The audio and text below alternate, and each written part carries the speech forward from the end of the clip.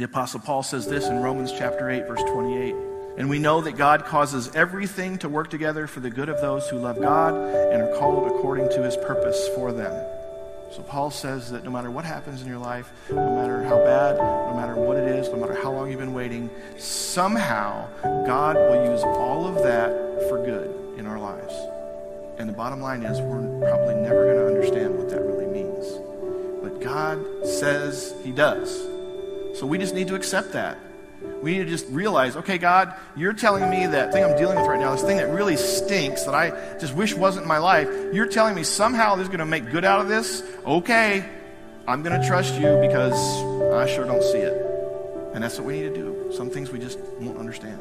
But we need to accept that because we're not always going to understand the waiting. Let's look at the next verse, chapter 11, verse 6. Plant your seed in the morning and keep busy all afternoon. For you don't know if profit will come from one activity or another, or maybe both.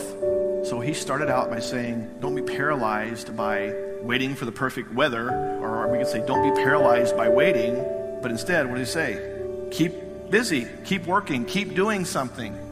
If you're not paralyzed, that means you're doing something, even while we're waiting. Because waiting doesn't mean doing nothing. You've got to understand that. Don't ever let anyone tell you that waiting on the Lord or waiting on God means, oh, I'm just trusting God, I'm not going to do anything because I don't want to mess up his plan. No, come on. I don't really think that's what it means. It just means that we need to wait and trust for him to do something. At the same time, Solomon says, keep doing something. So we're going to talk about what that might look like. And there's a balance here.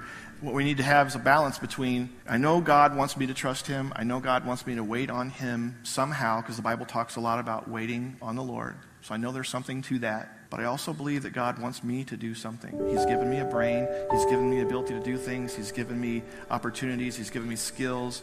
So what's the balance between God and me?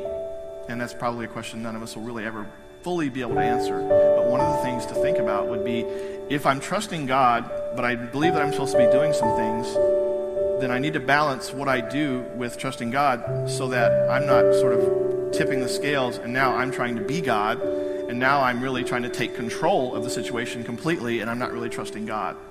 So it's more kind of all right, I'm trusting God, but I think, maybe this is something I should do. We'll talk a little bit about this more, about how you can figure that out. But it's a balance between trusting God and knowing that we need to be doing things too while we're waiting, not just sitting still. Sometimes God actually wants us to be part of the solution. When we're waiting, when things are going on, we have a part to play in that, and you need to understand that. Don't just get lazy. If your job stinks, maybe you need to be thinking about what to do about it. Maybe you can actually make it better. Maybe you can go talk with your boss. Maybe there are things you can do to make your job better. You don't need God to miraculously bring a headhunter to your door and whisk you out of there into the perfect job, which does not exist, by the way. Sometimes the solution is just, okay, well, you can do something. So you can start thinking, okay, my job stinks. What am I going to do? How can I make it better? The answer might be to leave and get a new job. That's possible. But it could be that you might actually be able to make a difference in your workplace somehow. Or you don't have a job. Again, God's not going to bring a headhunter to your door. Hey, I don't know you. God just sent me here. I want to give you a job. It just doesn't work that way. If you're waiting on God for a job, but you're sitting at home watching TV, doing nothing, I don't think you're going to find a job. I really doubt it. But if you're waiting on God, you're trusting that he's going to provide for you, but at the same time, he's given you a brain and things that you can do. You write a resume. You start networking with people. You start looking in the paper or in other places. You start doing your part to find a job. And then those two things work together, because God says that all things work together, right? So those two things work together. It's God's peace and my peace. Now somehow I can get a job because I'm trusting God, but I'm also doing my part. That's kind of the balance thing. And we can apply this to all the other things we've talked about. Relationships, illness, trying to figure out what you're going to do for the rest of your life. All those things we have a part to play to some extent. We just have to kind of try that out and figure out what it is.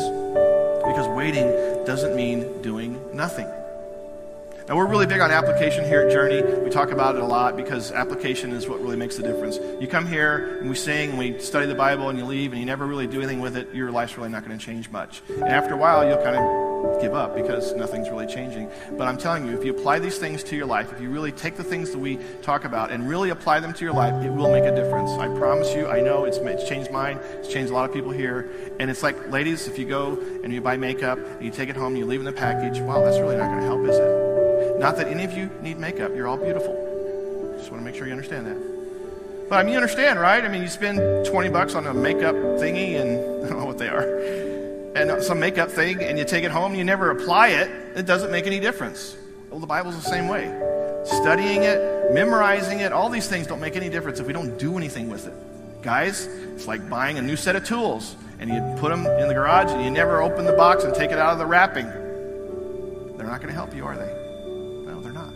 So we need to apply this stuff to our lives. I'm just going to give you one point, and then we're going to spend the rest of our time talking about this one point. And the point is this. Optimize the waiting. What I'm talking about is, look, we're all waiting on something. Optimize the waiting. It means I'm going to make the most of this because I believe that God uses everything to my good. So that means some good can come out of this, whatever it is. I don't know what it is, but I'm going to trust God. If something good could come out of this, well, then I want to get the most out of this. I want to optimize the waiting. So instead of doing nothing, that means I'm going to do something because I want to get the most out of this. I want God to be able to use this to make me a better person, a better Christ follower, a better whatever. So optimize the waiting. It could be an opportunity to grow spiritually. I could grow in my trust of God, my faith, my understanding of God. Something good could come out of this, and I want to do my part to make sure that happens.